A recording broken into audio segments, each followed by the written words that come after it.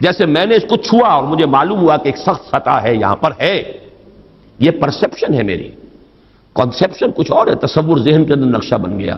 خدا کا تصور ہم قائم نہیں کر سکتے، لیکن خدا کے ساتھ ہمارا جو باطنی رشتہ ہے کہ اندر محسوس ہوتا ہے کہ ہے، جس کی مثال بھی میں نے دی تھی، بعض حضرات کے شاید علم میں نہ ہو، کہ جیسے میں اس وقت اس دیوار کو دیکھ رہا ہوں تو ایک تصور میرے ذہن میں قائم ہوا، دیوار اتنی لمبی ہے، اتنی چوڑی ہے، اتنی اونچی ہے، یہ دیوار جو ہے سفید رنگ اس پر ہوا ہے، میں نے ایک تصور قائم کر لیا۔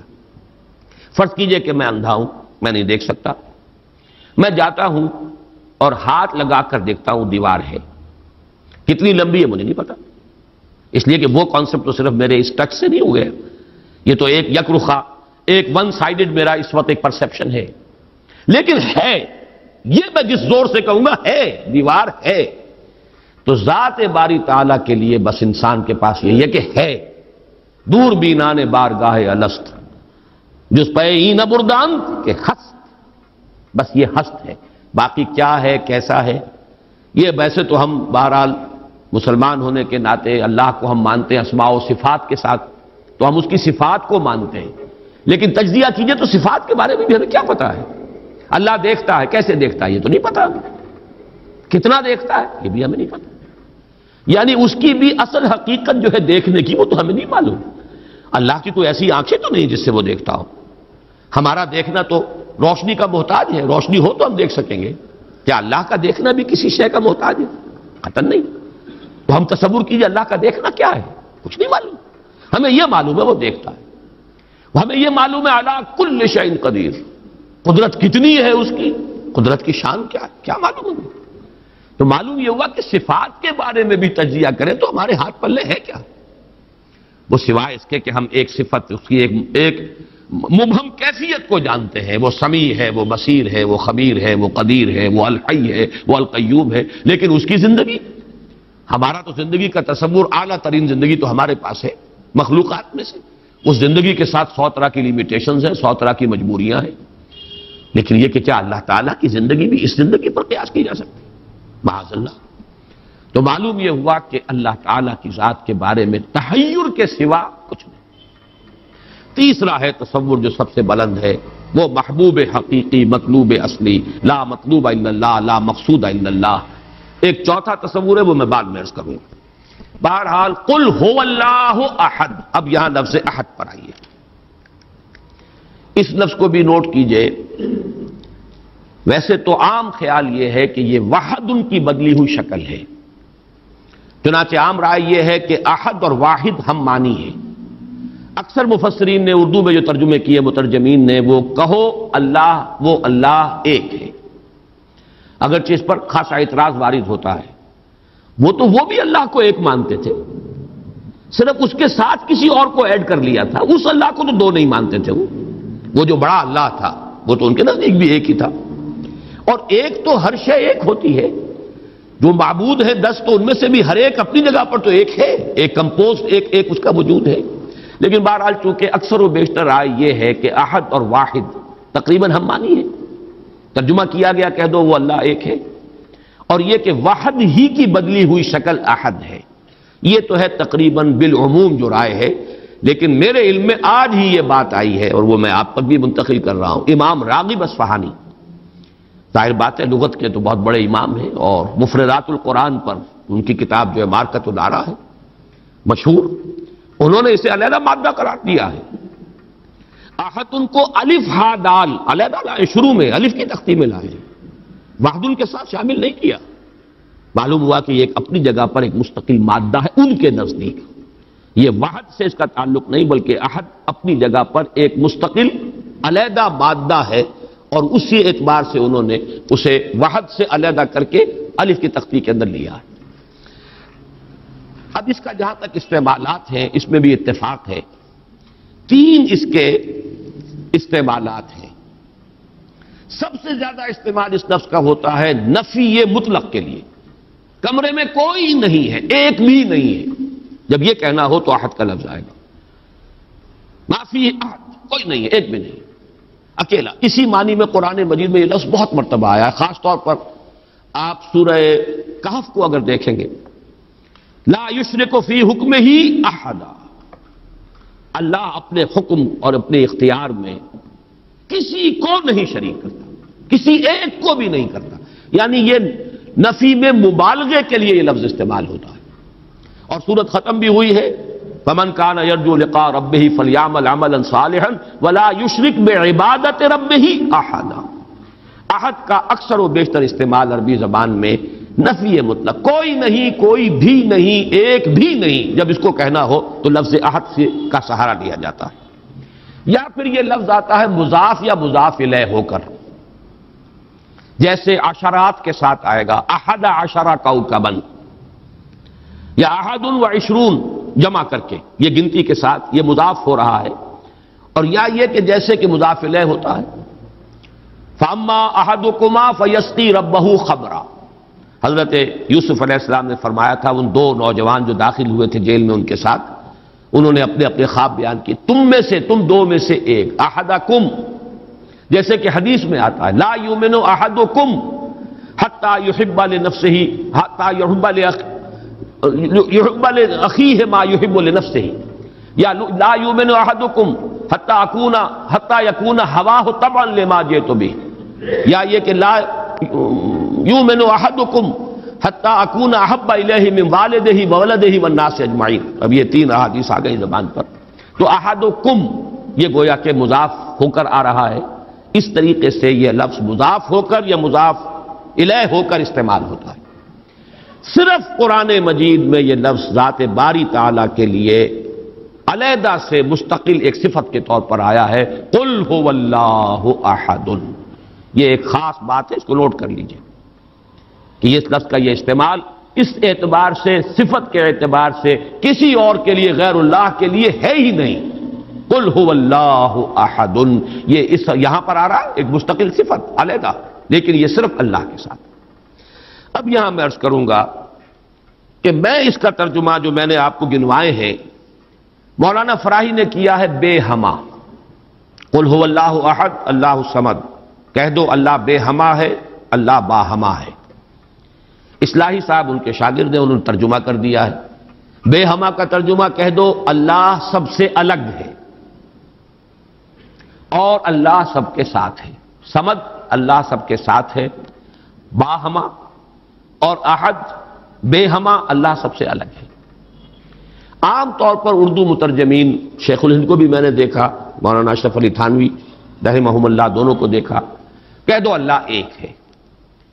لیکن یہ کہ بہرحال میرا مزاج، میرا ذوق اس ترجمے کو قبول نہیں کرتا. واحد اور ہے، احد اور ہے، یہ شان ہی علیحدہ ہے. اس لفظ کو واحد کے بالکل برابر کر دینا کم سے کم میرا ذوق اسے قبول نہیں کرتا. ویسے قرآن میں وہ لفظ بھی آیا اللہ کے لیے، الواحد القہار، للہ الواحد القہار، واحد ہے، الواحد ہے. لیکن احد یہ شے ہی اور ہے. بہت قریب گئے ہیں مولانا مودودی، وہ لفظ لائے ہیں کہہ دو اللہ یکتا ہے. یکتا کا لفظ میرے نزدیک بہت قریب کی تعبیر ہے، لیکن میں اس کو ایک خاص، میرا چونکہ اپنی ایک رائے ہے اس کے اعتبار سے اس کا میں ترجمہ کر رہا ہوں، کہہ دو اللہ اکیلا ہے. اکیلا وہ ہے جس کے ساتھ کوئی نہیں. اکیلا کس اعتبار سے؟ یہ ہے اصل میں وہ نقطہ. اللہ ایک تو اس اعتبار سے اکیلا ہے کہ وہ صرف ایک اکیلا واحد معبود ہے اور کوئی معبود اس کے ساتھ نہیں. سورہ کافرون کے ساتھ جب آپ جوڑیں گے تو یہ تصور نمایاں ہو کر سامنے آئے گا. میرا اللہ وہ اللہ ہے جو اکیلا ہے، اس کے ساتھ کوئی اور الہ نہیں ہے. لا الہ الا اللہ، اللہ کے سوا کوئی معبود نہیں. یہ در حقیقت مفہوم بنا قل هو اللہ احد. بات وہی ہے جو لا الہ الا اللہ میں کہی گئی ہے، لیکن یہ کہ یہاں پہ اسلوب بدل گیا، قل هو اللہ احد، وہ اکیلا ہے، کوئی اس کے ساتھ نہیں. لیکن اسی کا ایک انتہائی بلند مقام ہے. مقام وہ خطرناک ہے، عام لوگوں کی ذہن سے ذرا بلند تر، اسی لیے عوام اس کے بارے میں مغالطوں میں مبتلا ہوتے ہیں. اور آج کل کا ہمارا ایک بہت بڑا طبقہ چونکہ زیر اثر ہے کچھ ایسے مفکرین کے کہ جن کا ذوق وہ نہیں تھا جو اس سطح کا ہو جو میں ابھی عرض کر رہا ہوں، لہذا وہ اسے شرک سے بھی تعبیر کر بیٹھتے ہیں، اور وہ ہے توحید وجودی. وہ اکیلا ہے. اکیلا ہی مانی کہ وجود حقیقی صرف اس کا. یہ توحید وجودی جس کو میں تفصیل سے بیان کر چکا ہوں سورہ حدید میں، هو الاول والآخر والظاہر والباطن، وہی پہلا، وہی آخر، وہی ظاہر، وہی باطن، وہی وہ، اور کوئی ہے ہی نہیں. جو نظر آ رہے ہیں حقیقت میں نہیں ہے. کل ما فی الکون وہم او خیال او عکوس فی المرایا او ظلال. کل جو کچھ نظر آتا ہے موجودات میں یہ وہم ہے یا خیال ہے، یا جیسے شیشے میں عکس نظر آتا ہے. آپ ادھر کھڑے ہیں، ادھر بھی نظر آ رہے ہیں، وہاں تو کوئی نہیں ہے. ادھر ہی ادھر ہے جو ہے، وہ جو کوئی نہیں ہے وہاں نظر تو آ رہا ہے. اور عکوس فی المرایا او ظلال، یا سایہ ہے، درخت کی شاخ اوپر ہے، سایہ نیچے پڑ رہا ہے، سایہ کا کوئی وجود نہیں لیکن نظر تو آ رہا ہے. جس کو کہ حضرت مجدد الفسانی نے فرمایا کہ یہ سنے خدا بندی کہ معدوم را موجود می نمائند. یہ معدوم ہے کائنات، حقیقت میں موجود نہیں ہے، لیکن اس کو اللہ تعالیٰ نے موجود کر کے دکھا دیا ہے، نظر آ رہا ہے.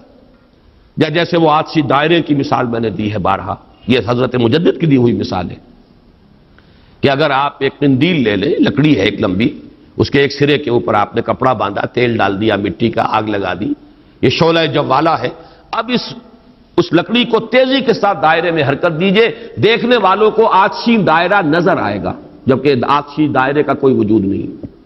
وجود آپ کو معلوم ہے صرف اس ایک نقطے کا ہے، وہ ایک شعلہ جوالا ہے حقیقی. یہ دائرہ جو نظر آ رہا ہے، نظر آ رہا ہے، ہر چند کہے کہ ہے، نہیں ہے، اس کا وجود کوئی نہیں، نظر تو آ رہا. تو اپیئرنس اینڈ ریئلٹی، یہ بڑی مارکت الآرا کتاب ہے فلسفے کی. یہ در حقیقت جو کچھ نظر آ رہا ہے یہ ایک سراب ہے، حقیقت یہ نہیں ہے. حقیقی وجود صرف اللہ.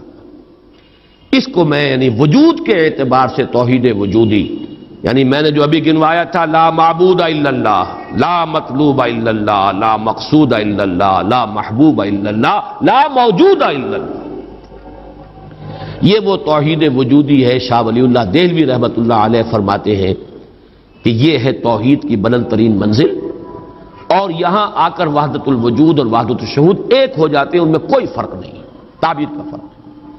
چونکہ میری یہ رائے ہے، لیکن یہ فلسفے کا مسئلہ ہے، میں اس کو بیان نہیں کرنا چاہتا. قرآن مجید میں یہ مسئلہ یا سورہ حدید کی اس آیت میں آیا ہے، قرآن سے باہر سے بات نہیں کر رہا ہوں. لیکن یہ کہ ہر شخص کے ذوق کی چیز نہیں ہے، ہر شخص کا یہ نہ مزاج ہے، نہ ذوق ہے، نہ اس میں استعداد ہے، نہ صلاحیت ہے کہ ان مسائل پر غور کرے. تو میں یہ نہیں چاہتا کہ لازماً آپ میری اس رائے سے اتفاق کریں، لیکن یہ میں ضرور چاہتا ہوں کہ اگر سوء ظن ہے آپ کے دل میں کہ جو لوگ اس بات کو مانتے ہیں وہ مشرک ہو گئے، اس کو ذہن سے نکال دیجئے. اس لیے کہ پھر ناوک نے تیرے سید نہ چھوڑا زمانے میں، شاہ ولی اللہ بھی مشرک ہوں گے، حضرت مجدد بھی مشرک ہوں گے، باقی یہ رومی یہ تو ہے، ان کی تو خیر حیثیت ہی کیا ہے بیچاروں کی، وہ تو سب کے سب مہا مشرک شمار ہو جائیں گے. کوئی نہیں بچے گا پھر جو بھی ہمارے اکابر ہیں. ہاں محمد ابن عبد الوہاب بچ جائیں گے، ابن تیمیہ بچ جائیں گے رحمہم اللہ، باقی یہ کہ ان کے سوا بچنے والا اور کوئی نہیں ہے. تو یہ توحید وجودی یا وحدت الوجود یا وحدت الشہود میرے نزدیک قل هو اللہ احد، کہہ دو وہ اللہ ہے اکیلا تنہا. مجھے وہ بار بار جب میں سوچ رہا تھا قیس جنگل میں اکیلا ہے مجھے جانے دو، ہو گزرے گی جو مل بیٹھیں گے دیوانے دو. اللہ اکیلا ہے. اور واقعہ یہ ہے، یہ تصور جو ہے اگرچہ بہت بلند ہے، لیکن کبھی اگر اس کے کہیں کناروں تک بھی رسائی ہو جائے انسان کی، تو اس کی جو ایک وسعت پیدا ہوتی ہے اس کے ذہن میں، اس کا مینٹل ہورائزن وہ جو اس قدر وسیع ہو جائے گا، وہ اس کا تصور وہ شخص نہیں کر سکتا کہ جس کا کوئی بھی اس کے حاشیہ خیال میں یہ بات نہ آ سکتی. لیکن اس کا یہ مفہوم اگر نکال لیا جائے، عام لوگوں نے یہ سمجھا اس کا مطلب ہر شے خدا ہے. اگر کوئی شے موجود نہیں جبکہ تجھ میں نہیں کوئی موجود، پھر یہ ہنگامہ ہے خدا کیا ہے؟ کچھ نہیں ہے، نہیں ہے. یہ اصل میں جو وحدت الوجود ہے وہ یہ نہیں ہے کہ یہ سب چیزیں خدا ہیں، بلکہ یہ کہ خدا ہی ہے، باقی کچھ موجود نہیں. جو کچھ نظر آ رہا ہے وہ توہم ہے، خیال ہے، یہ صرف اپیئرنس ہے. اور اپیئرنس آپ کو معلوم ہے ہر وقت بدلنے والی شے. Painter high, every thing is changing. یہ سب ٹرانزینٹ چیزیں ہیں کہ جو گزر رہی ہیں.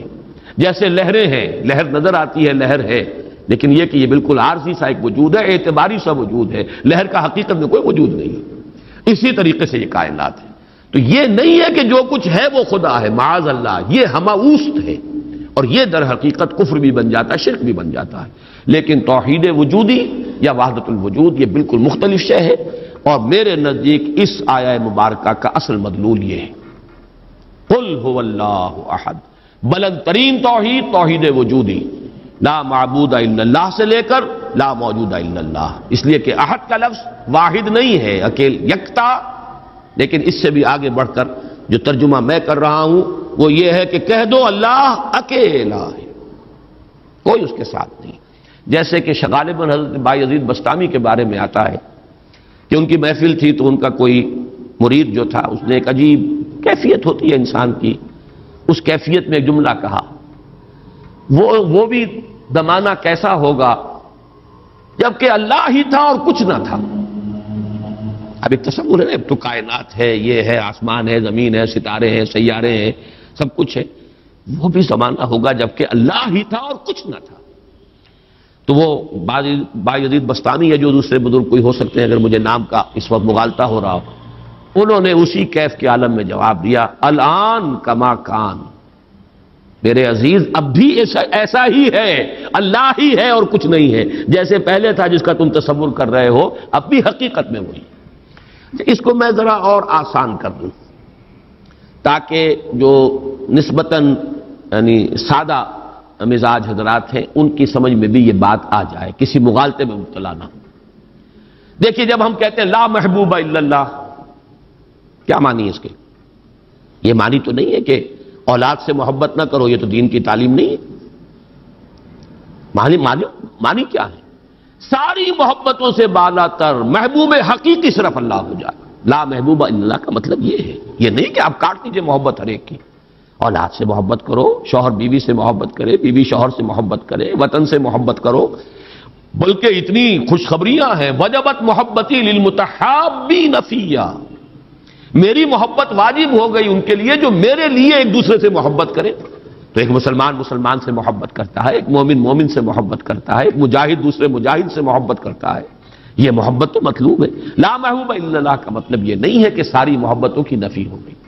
اسی طرح جب ہم کہتے ہیں لا موجود الا اللہ، اس کا مطلب یہ نہیں کہ تمام موجودات کی نفی ہو گئی، بلکہ یہ کہ وجود حقیقی صرف اللہ کا ہے۔ یہ اعتباری وجود ہے جن کی کوئی حقیقت نہیں ہے، یہ دائمی وجود، مستقل وجود، وہ وجود جو از خود ہے، باخود ہے، خود بخود ہے، جسے کسی نے وجود نہیں عطا کیا، جس کا وجود ایسا نہیں ہے کہ کبھی شروع ہوا اور کبھی ختم ہو جائے، وہ وجود حقیقی صرف اللہ کا۔ اب اس میں تو کوئی اشکال نہیں رہے گا۔ اس معنی میں اگر کہا جائے لا موجود الا اللہ تو ہر شخص کہے گا۔ اس کی ایک اور مثال میں آپ کو دے دوں، دعا استخارہ میں حضور فرماتے ہیں فَإِنَّكَ تَعْلَمُ وَلَا أَعْلَمُ وَتَقْدِرُ وَلَا أَقْدِرُ، اے اللہ میں تجھی سے استخارہ کر رہا ہوں، انی استخیرک بعلمک واستقدرک بقدرتک واسألک من فضلک العظیم فإنک تقدر ولا اقدر وتعلم ولا اعلم، تو جانتا ہے میں نہیں جانتا، تو قدرت رکھتا ہے مجھے کوئی قدرت حاصل نہیں۔ تو کیا کوئی قدرت حاصل نہیں تھی حضور کو؟ کیا کچھ علم حاصل نہیں تھا حضور کو؟ یہ بمقابلہ علم خداوندی، بمقابلہ قدرت خداوندی کل موجودات کی قدرت اور علم کی نفی مطلق ہو جائے گی، کوئی علم نہیں۔ یہی بات یہاں کہہ لیجیے، کوئی وجود نہیں ہے، وجود حقیقی صرف اللہ۔ بہرحال یہ تمام تصورات ان کی تعبیرات ہیں، تعبیرات میں ذرا سخت سے سخت تر مقامات بھی آ جاتے ہیں، مشکل سے مشکل تر مقامات بھی آ جاتے ہیں، میں اس کی تفصیل میں اس وقت نہیں جا رہا، لیکن میرے نزدیک اس سورہ مبارکہ کی پہلی آیت اس عظیم ترین سطح پر توحید کو بیان کر رہی ہے، اور یہ جیسا کہ میں نے عرض کیا تھا جب تک یہ بات سامنے نہ آئے، چار اعتبارات سے کس طریقے سے توحید کے بیان کو اس سورت نے سمو لیا اپنے اندر اور جمع کر لیا ہے، تبھی اس کی وہ عظمت ہے کہ ثلث قرآن کے مساوی یہ سورت ہے، تبھی اس سے صحابہ کی وہ محبت کا راز جو ہے وہ کھلتا ہے کہ کیوں ہے، ایسے ہی نہیں ہے۔ قل هو اللہ احد، کہہ دو وہ اللہ ہے، میرا معبود جسے میں پوچھتا ہوں وہ اللہ ہے، لیکن وہ اللہ نہیں جسے تم پکار رہے ہو، وہ اللہ جو اکیلا ہے، تنہا ہے۔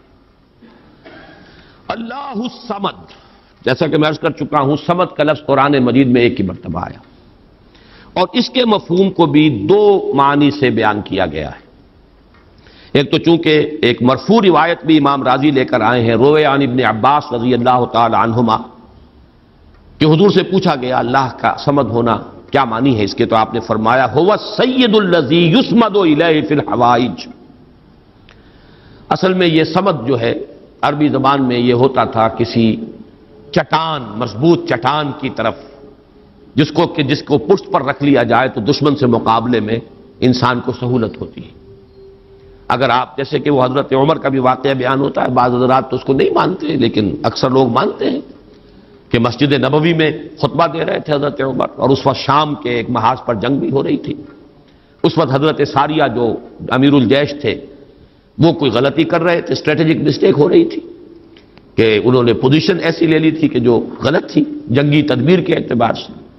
تو حضرت عمر نے وہی اللہ نے کہیں دکھا دیا، اللہ کو قدرت حاصل ہے وہ دکھا دے۔ آج ٹیلی ویژن سے آپ دیکھ سکتے ہیں تو اللہ تعالیٰ بغیر ٹیلی ویژن کے آج سے 1400 برس قبل دکھا سکتا تھا۔ انہونی بات نہیں ہے کہ وہ نقشہ سامنے آ گیا۔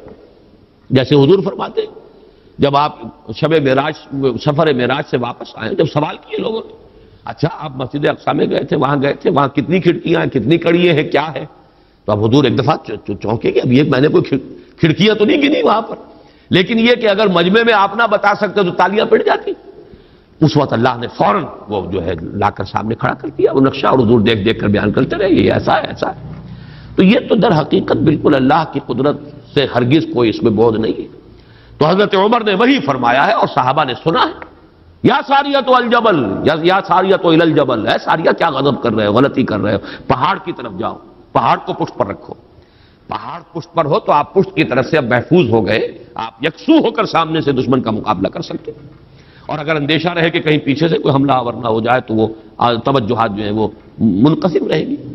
بہرحال یہی معاملہ ہے صمد کا، وہ ہستی جس کی طرف رجوع کیا جائے، جس کو پناہ گاہ سمجھا جائے، جس کی طرف اپنی مشکلات کے اندر رجوع کیا جائے، اور اس اعتبار سے پھر وہی مطلوب بن جاتا ہے، وہی مقصود بن جاتا ہے، وہی محبوب بن جاتا ہے، اسی کی عزت کی جاتی ہے، اسی کی تکریم ہوگی، اسی کا اعزاز ہوگا، اس کے سامنے انسان جو ہے وہ اپنے آپ کو جھکائے گا، جس بڑے بڑے سردار۔ تو یہ سمد جو ہے اس معنی میں، اور ایک سمد وہ شے ہے جس کو کھوکھلی نہ ہو، لا جوف لہو، بہت مضبوط اپنی جگہ پر توانا چٹان۔ ایک تو وہ چٹان ہے جو کھوکھلی ہے، لیکن یہ کہ ایک چٹان وہ ہے جو مضبوط اور بالکل سالڈ چٹان ہے۔ ان دونوں اعتبارات سے اللہ الصمد کا ترجمہ اب مولانا فراہی، مولانا اصلاحی صاحب کا تو یہ ہوا کہ اللہ تعالی باہما ہے، ذات میں بے ہما، کسی سے اس کا کوئی تعلق نہیں، یکتا بلکہ اکیلا۔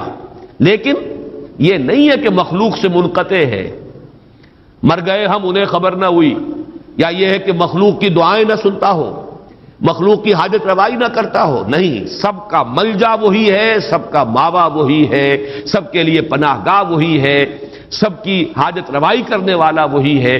تو وہ اللہ صمد ہے۔ یہ دو احد اور صمد جو ہے اس نے جڑ کر اصل میں اسی طریقے سے ایک تصور کو مکمل کیا ہے، جیسا کہ آیت الکرسی میں اللہ لا الہ الا ہو الحی القیوم، الحی اور القیوم، الحی از خود زندہ، زندہ جاوید، اور قیوم باقی پوری کائنات کو تھامے ہوئے، سنبھالے ہوئے، پوری موجودات کا یہ سارا سلسلہ یہ محتاج ہے اللہ کا۔ اس کی میں نے پہلے بیان کی ہے، بہترین تمثیل وہ ہے جو مولانا مناظر حسن گیلانی رحمۃ اللہ علیہ نے دی ہے، ربط الحادث بالقدیم کی مثال۔ اللہ کی ذات اور اس کائنات کے درمیان ربط اور تعلق کیا ہے؟ انہوں نے مثال دی ہے کہ آپ اپنے ذہن میں نقشہ قائم کیجئے، تاج محل کا نقشہ، جس نے تاج محل دیکھا ہو، چلیے آپ نے مینار پاکستان دیکھا، مینار پاکستان کا تصور کیجئے، ذہن میں نقشہ قائم کیجئے۔ یہ ذہن میں جو نقشہ قائم ہوا ہے، آپ اس کے اوپر بھی ہیں، باہر بھی ہیں، اندر بھی ہیں، پیچھے بھی ہیں، نیچے بھی ہیں، آپ ہی آپ ہیں، وہ تو اس کا وجود ہی کوئی نہیں، لیکن ہے ذہن کے اندر ایک تصور قائم ہے اس وقت، اور یہ تصور اسی وقت تک قائم رہے گا جب تک کہ آپ کے ذہن کا ارتکاز ہے، توجہ اس پر ہے، توجہ ہٹی نہیں کہ اس کا کوئی وجود ہے ہی نہیں، وجود ختم۔ بالکل یہی معاملہ اس کائنات کا، یہ سارا سلسلہ اس کا قیوم اللہ ہے، تھامے ہوئے، اسی کی توجہ، اسی کی عنایت، اسی کی ربوبیت، اسی کی خبرگیری، اسی کی تدبیر، یہ سب اس کو تھامے ہوئے۔ تو اپنی ذات میں الحی، کائنات کے لیے القیوم، اسی طرح اپنی ذات میں الاحد، اکیلا، تنہا، بے ہمہ، اور پوری کائنات اور جملہ موجودات کے لیے الصمد، اسی کی طرف رجوع، اسی کی طرف توجہ، وہی مطلوب، وہی مقصود، وہی محبوب، وہی حاجت روا، وہی مشکل کشا۔ اس اعتبار سے اس میں توحید عملی آ گئی۔ اسی سے مانگو، اسی سے پناہ طلب کرو، اسی کی طرف توجہ کرو، انی وجہت وجہی للذی فطر السماوات والارض، اسی سے لو لگاؤ، اسی سے حاجت روائی کے لیے سوال کرو، اسی کے سامنے مشکلات پیش کرو۔ یہ تو جو ہے پھر اسی کی عبادت کرو، اسی کی اطاعت کرو، اسی کی بندگی کرو، اسی کی توقیر کرو، اسی کی تعظیم کرو۔ یہ تمام چیزیں کہ جو عمل میں آ جائیں گی وہ توحید وجودی، یہ توحید عملی۔ قل هو اللہ احد اللہ الصمد۔ تیسری آیت میں ہے توحید ذاتی، لم یلد ولم یولد۔ میں شرک کے مختلف اقسام کے ضمن میں جو 6 کیسٹ ہیں، اللہ کا شکر ہے بہت دنیا میں عام ہوئے ہیں، اس میں یہ تقسیم بیان کر چکا ہوں۔ شرک فی الذات، شرک فی الصفات، اور شرک فی العمل یا شرک فی الحقوق، یہ 3 شرک ہیں۔ شرک فی العبادت، یہ تیسری جو نوعیت ہے، اس کے لیے شرک فی الحقوق بھی کہا جا سکتا ہے، اسی کا حق ہے کہ اس کی عبادت کی جائے، اور اسی کو شرک عملی بھی کہہ سکتے ہیں۔ بہرحال شرک عملی کی جڑ کاٹ دی اللہ الصمد۔ پہلا جو توحید کا درجہ ہے وہ بہت بلند ہے، بہت اونچا ہے۔ یہ حکما اور فلاسفہ کے بھی چوٹی کے لوگ، جہاں حکمت اور تصوف دونوں چیزیں جا کر جڑ جاتی ہیں، وہ ایک مقام ہے۔ خالص فلسفہ بھی انسان کو کہیں نہیں لے کے جاتا، اور عقل اور فکر کی بلندی نہ ہو تو تصوف بھی محض نفسیاتی ریاضتیں بن کر رہ جاتی ہیں، سائیکولوجیکل ایکسرسائزز کے سوا کچھ نہیں رہتا۔ اصل تصوف جس کا میں قائل ہوں وہ ہے کہ جو فکر اور فلسفے کی بھی انتہا ہو، اور پھر اس کے ساتھ یہ جو اللہ کے ساتھ انسان کا قلبی، ذہن اور قلب دونوں کے اتحاد کے ساتھ اللہ کے ساتھ ایک رابطہ۔ بہرحال تو یہاں جو تیسرا شرک ہے، اور جو ہمارے اس شرک کے بیان میں آتا ہے نمبر 1 پر، بدترین شرک، شرک فی الذات۔ اس کی بدترین صورت، فلسفیانہ صورت تو وہ ہے ہماوست، اللہ ہی نے اس کائنات کا روپ دھار لیا ہے۔ برف تھا پگھل کر پانی بن گیا، اللہ تھا اس نے ہی اس کائنات کا روپ دھار لیا۔ اب اللہ کہاں ہے؟ یہی کائنات اللہ ہے۔ اللہ پانی تھا، وہی تو بھاپ بن گیا، اب پانی کہاں ہے؟ یہ بھاپ ہی تو پانی ہے۔ ایک یہ شکل ہے، یہ بدترین صورت ہے شرک فی الذات کی۔ یہ ہے وہ ہماوست، یہ جس میں کہ ہر شے خدا بن گئی، اس لیے کہ خدا ہی نے در حقیقت یہ صورت اختیار کر لی۔ یا پھر مذہبی میدان میں یہ شرک آیا ہے اللہ کے لیے بیٹا بیٹی۔ بیٹا بیٹی، ایک تو یہ سمجھے اولاد جو ہے وہ جز ہوتا ہے۔ اولاد کیا ہے؟ باپ کا ایک نطفہ ہے، اسی سے تو اسی نے ڈیولپ ہو کر ایک شکل اختیار کی ہے نا۔ اور پھر وہ کفو ہوتا ہے برابر کا۔ سید باپ ہے تو بیٹا بھی تو سید ہی ہوا نا، مغل باپ ہے تو بیٹا بھی مغل ہے، اسی طریقے سے گھوڑا ہے تو بیٹا بھی گھوڑا ہی ہے۔ وہ تو جنس جو ہے اس میں کفو جس کو کہتے ہیں ہم، برابری کا معاملہ یہ ہے اولاد کے اندر۔ اس سے زیادہ برابری کا اور کوئی تصور نہیں ہے۔ اس پہلو سے لم یلد ولم یولد نے جڑ کاٹی ہے ان تصورات کی کہ حضرت مسیح کو خدا کا بیٹا بنا دیا گیا، کسی نے حضرت عزیر کو خدا کا بیٹا بنا دیا، ملائکہ کو اہل عرب جو ہے خدا کی بیٹیاں قرار دے رہے ہیں۔ یہ بیٹا بیٹی کا تصور، جیسے قرآن کہتا ہے کیسے ہو جائے گی اس کی اولاد جبکہ اس کی کوئی جوڑی نہیں، ولم تکن لہ صاحبہ، کوئی تصور نہیں۔ اور عیسائیوں میں تو خیر ایک طبقہ وہاں تک بھی گیا ہے کہ حضرت مسیح کی والدہ حضرت مریم کو بھی الوہیت میں شامل کیا ہے۔ اولین تثلیث تو یہی تھی کہ اللہ اور حضرت مریم اور حضرت عیسیٰ، بعد میں یہ کہ حضرت مریم کو نکال کر اور روح القدس کو شامل کیا گیا، God is father, God is son and the Holy Ghost یا ہولی اسپرٹ۔ یہ تثلیث ہے جو عام طور پر اب چلتی ہے، لیکن پہلے تو تثلیث کے اندر جیسے کہ قرآن مجید میں بھی ہے، حضرت مریم کو بھی انہوں نے شامل کیا تھا۔ اس اعتبار سے نوٹ کیجئے کہ لم یلد ولم یولد یہ در حقیقت توحید ذات، نہ اس نے کسی کو جنا نہ وہ جنا گیا، نہ کوئی اس کے والدین، نہ کوئی اس کی جورو، نہ کوئی اس کی اولاد۔ اس اعتبار سے وہ یکتا تنہا، اکیلا، یونیک، انگریزی کا لفظ یونیک جو ہے وہ میں سمجھتا ہوں کہ شاید سب سے زیادہ قریب ترین تعبیر کرے گا. ایک یونیک ایگزسٹنس ہے جس کو کسی پر قیاس نہیں کیا جا سکتا. لا مثل لہ ولا مثال لہ ولا مثیل لہ، اس کے لیے کوئی مثال نہیں. لیس کمثلہ شیء وہو السمیع البصیر، اس کے مثال جیسی بھی کوئی شے نہیں ہے. یعنی یہ اب اس سے زیادہ ہماری زبان ہے، عربی زبان بھی تو آخر انسانوں کی زبان تھی، اس میں کسی ایک ایبسولوٹ اور مطلق تصور کو پیش کرنے کی جو لیمیٹیشن ہے وہ نہیں. لیسا کمثلہ شیء، اب یہ اس سے زیادہ جو ہے نفی کرنا مثل کی، مثلیت کی، وہ ممکن نہیں. اور جیسا کہ میں نے اپنی تقریروں میں بیان کیا ہے، اس شرک پر اللہ کا غضب سب سے زیادہ بھڑکتا ہے، اس لیے کہ یہ تو ذات میں شریک کر دیا آپ نے اللہ کی. کیونکہ یہ فلسفیانہ ہماؤست وغیرہ عرب میں وہاں موجود نہیں تھے، یہ ہندوستان کی بیماریاں تھیں، لہذا قرآن مجید میں اس کا ذکر اس انداز میں نہیں ہے. البتہ شرک فی ذات کی ایک شکل کے جو وہاں موجود تھی وہ بیٹا بیٹی کا تصور، اور شرک فی ذات ہی کی دوسری شکل جو ہندوستان میں یا اور دوسری جگہوں کے فلسفیانہ مذاہب میں ہے وہ ہماؤست، کہ خدا ہی نے در حقیقت یہ روپ، وہ انکارنیشن کہیں یا یہ کہ یہ حلول و اتحاد ایجا محالست، یہ سارے تصورات جو ہیں یہ فلسفیانہ ہیں. لم یلد ولم یولد ولم یکن لہ کفوا احد، اور نہیں ہے کوئی بھی اس کا کفو. کفو کاف فے اور واو، اور کاف فے اور حمزہ، پھر یہ وہ ہے جو الف واو اور یہ جو ہے بدل جاتے ہیں، یہ ایک ہی مادہ ہے، اسی سے مکافات ہے، بدلہ، جیسا دناہم کما دانو مکافات.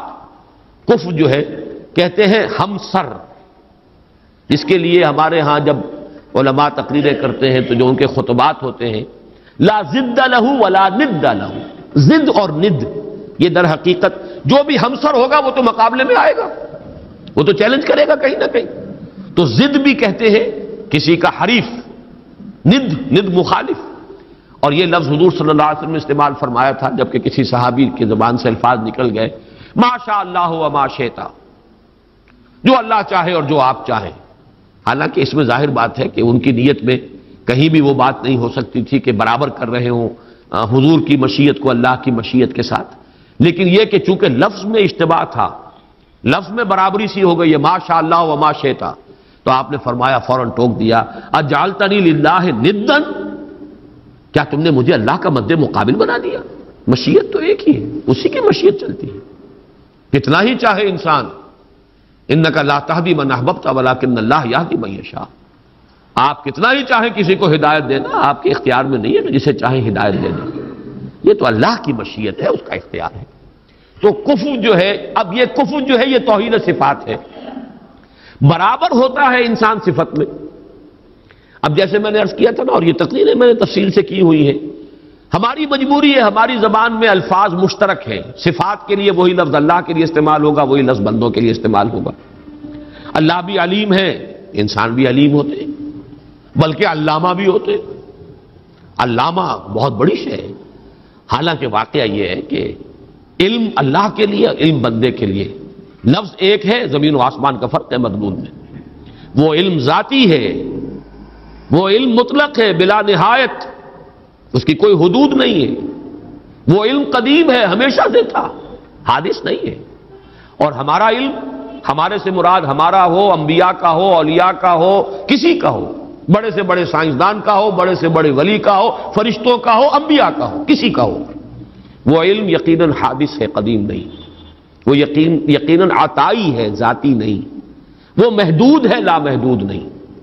یہ تین جب شرطیں عائد کی جائیں گی اور یہ تینوں مستحضر ہوں تب اس شرک فی الصفات سے انسان بچتا ہے اور کفر بنا دینے سے انسان بچ سکتا ہے، ورنہ الفاظ میں اشتراک ہو جائے گا. اور یہی اشتراک ہے، موجود میں ہم بھی موجود، اللہ بھی موجود.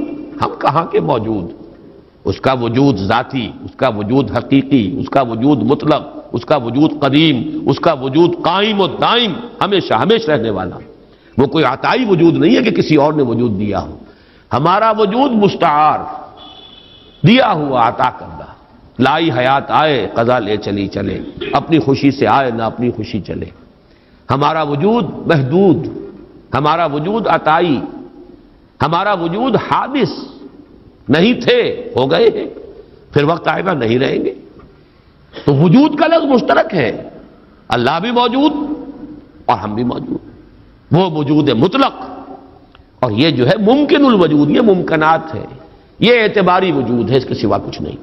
تو کسی بھی اعتبار سے اللہ کے ہم سر ہم پلہ ضد اور ند کسی کو بنا دینا اس کی نفی ہے. وَلَمْ يَكُنْ لَهُ كُفُوًا أَحَدٌ. اب یہاں احد دیکھیے اس معنی میں آیا ہے، نفی مطلق. یہ بھی ادھر پہلا ذہن میرا نہیں گیا تھا. یہ احد کا لفظ جو ہے، جو میں نے استعمالات بتائے تھے، دو استعمالات تو اسی صورت میں ہیں. قُلْ هُوَ اللَّهُ أَحَدٌ وہاں وہ صفت کے طور پر آیا ہے اللہ کے لیے، اور اللہ کے سوا کسی اور کے لیے یہ صفت کے لیے لفظ استعمال نہیں ہو سکتا. اصل اس کا استعمال نفی کے لیے آتا ہے، نفی مطلق. لا یشرک فی حکمہ احدا فلا یشرک بعبادۃ ربہ احدا.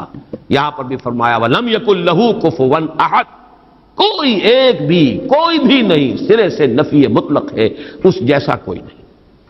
یہ ہے در حقیقت اس سورہ مبارکہ کی وہ جامعیت کہ توحید وجودی، لا موجود الا اللہ، قل هو اللہ احد، اکیلا ہے، تنہا ہے، وہ ہے اور کوئی نہیں ہے، کچھ نہیں.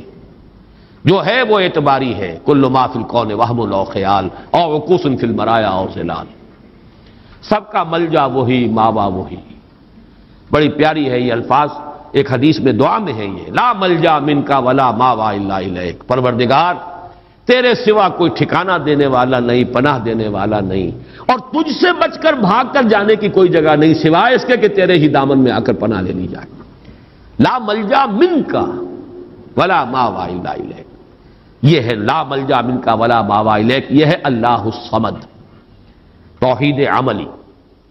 نمبر 3 توحید ذات، لم یلد ولم یولد. نمبر 4 توحید صفات، لم یکن لہ کفوا احد.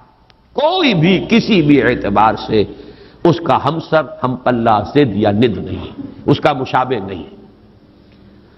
اس اعتبار سے آج میں نوٹ کر رہا تھا، اس جامعیت کے اعتبار سے سورہ اخلاص کے اگر کسی درجے میں مقابل آتے ہیں تو 2 آیتیں آتی ہیں. اور عجیب بات ہے، یہ سورت ہے 4 آیتوں پر مشتمل، وہ 2 آیتیں. ایک آیت کا تذکرہ ہو چکا، آیت الکرسی. خود حضور نے فرمایا ہے تمام آیات قرآنیہ کی سردار ہے. اس میں 10 یا 11 جملے بن جاتے ہیں ایک آیت کے اندر. اس لیے کہ بعض حضرات اللہ لا الہ الا ہو، اللہ سے پہلے بھی ہوا کو محذوف مانتے ہیں. ہو اللہ لا الہ الا ہو، گویا کہ پہلا جملہ ہو اللہ ہے، پھر لا الہ الا ہو یہ دوسرا جملہ ہے. اس طرح اگر شمار کریں گے تو 11 جملے بن جائیں گے اس ایک آیت کے اندر، ورنہ 10 تو ہے ہی. وہ بھی نہایت جامع ہے توحید کے بیان میں. اور تیسرا مقام کہیے یا دوسری آیت جو ہے، اور واقعہ یہ کہ اس کی بھی عظمت کا میرے قلب پر جو نقش ہے بہت گہرا ہے. 5 اسلوبوں سے توحید کا بیان ایک آیت میں ہے. وَقُلِ الْحَمْدُ لِلَّهِ الَّذِي لَمْ يَتَّخِذْ وَلَدًا وَلَمْ يَكُنْ لَهُ شَرِيكٌ فِي الْمُلْكِ وَلَمْ يَكُنْ لَهُ وَلِيٌّ مِّنَ الذُّلِّ وَكَبِّرْهُ تَكْبِيرًا. ایک آیت ہے یہ سورہ بنی اسرائیل کی آخری آیت. کہو کل حمد اللہ کے لیے، قل الحمد للہ، کل حمد کل ثنا، یہ بھی توحید ہے اصل میں، نظری علمی توحید. جو خیر نظر آ رہا ہے، جو بھی ہم تک بھلائی پہنچ رہی ہے، کسی بھی ذریعے سے آئی ہو، کسی بھی سلسلہ اسباب سے متعلق ہو کر ہم تک پہنچی ہو، اس کا منبع سرچشمہ ذات باری تعالی. لہذا حمد کا سزاوار حقیقی صرف اللہ. قل الحمدللہ توحید کا کلمہ ہے، بہت بڑا کلمہ ہے یہ توحید کا. اتنا بڑا کلمہ ہے کہ حضور نے فرمایا یا تسبیح نصف المیزان والحمدللہ تملؤہ. سبحان اللہ کہنا جو ہے میزان معرفت خداوندی کا نصف ہو جاتا ہے اور پورا پلڑا بھر جاتا ہے الحمدللہ سے. پھر لم یتخذ ولدا، لم یلد ولم یولد، لم یتخذ ولدا ولم یکن لہ شریک فی الملک. بادشاہی میں، اختیار میں کوئی اس کا شریک نہیں. یہ توحید سیاسی. ولم یکن لہ ولی من الذل، اور کوئی اس کا ولی کسی کمزوری کی وجہ سے نہیں ہے. دوست اس کے ہیں، تمہارے دوست ہوتے ہیں، تم انہیں پالتے ہو دوستیوں کو، اس لیے پالتے ہو کہ شاید کل کہیں کام آ جائے، ضرورت پڑ سکتی ہے، انسانی معاملات ایسے ہیں، لہذا دوستیاں پالی جاتی ہیں، دوستوں کی غلط فرمائشیں بھی پوری کی جاتی ہیں، ان کے غلط مطالبے بھی پورے کیے جاتے ہیں۔ یہ کس لیے کہ کنی دبتی ہے آپ کی، اللہ کی کنی کسی سے دبتی نہیں ہے، اس کے ولی ہیں لیکن اس کے کسی ذوف کی وجہ سے نہیں ہے۔ فَلَمْ يَكُنْ لَهُ وَلِيٌّ مِّنَ الذُّلِّ وَكَبِّرْهُ تَكْبِيرًا، اور اس کی تو بڑائی کرو جیسے کہ اس کی بڑائی کا حق ہے۔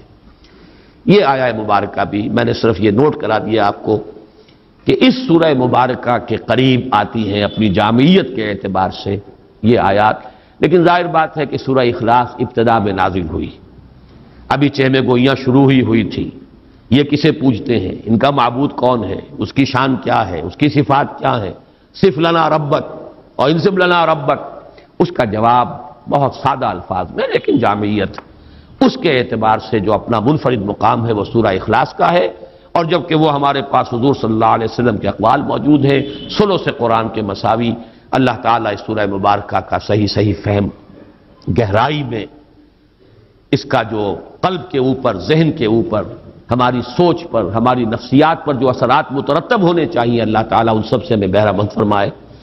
آخر میں ایک لطیفہ سنا دوں، وہ بھی ایک لطیفہ، علمی لطیفہ ہے، یاد رہے گا۔ یہ خاقانی ایک شاعر گزرے ہیں بہت بڑے فارسی کے، ان کا یہ قصہ بیان ہوتا ہے کہ وہ کہیں کسی دعوت میں کسی امیر کے ہاں مدعو تھے، تو وہاں پہلے سے کچھ لوگ بیٹھے ہوئے تھے جو رتبے میں ان سے بڑے کمتر تھے، لیکن یہ کہ جگہ انہیں ایسی ملی کہ جو اس محفل کے اعتبار سے ذرا ان کے اپنے مقام کے اعتبار سے فروغ تھی۔ تو کچھ جو ذرا ہلکے مزاج کے لوگ تھے جن کی طبیعتوں میں ہلکا پن تھا، وہ انہیں دیکھ دیکھ کے مسکرا رہے تھے کہ آج یہ خاقانی کو کہاں جگہ ملی ہے، کس جگہ بیٹھے ہیں۔